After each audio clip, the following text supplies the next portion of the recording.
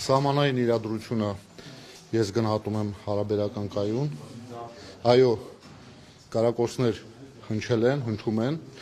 բայց դրանք նպատակային չեն, թիրախային չեն, այն կարակորցները, որոնք կոնկրետ թիրախավորում են, դրա մասով մեր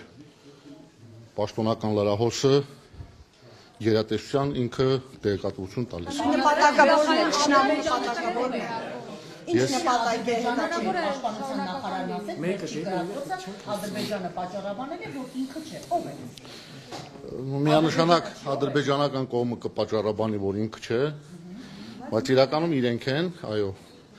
Իսկ նպատակները, որ տալիս եք նպատակներ, առաջին կարակող կողմը ավելի լավ կիմանա իր նպատակները։ Իսկ մեր իսկ մեր գնահատականով նպատակները միանշանակ, եթե հակառակ կողմից կարակորցներ են արձակում, դրանք եւ մեր զինծառայողների վրա հոգեբանական ճնշում գործադրելու, սահմանային բնակության վրա նույնպես ճնշում գործադրելու, բայց փաստն այն է, որ մենք դրան ուշադրություն չենք դարձնում,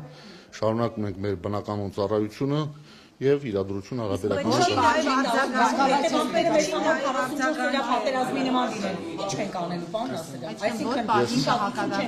Հիմա ես որ հարց պատասխան։ Ուշադրություն չեք դարձնում, այսինքն, եթե 44 օրյա պատերազմի պատկերն ունենանք, ինչ է լինելու։ Դուք ճիշտ չհասկացաք իմ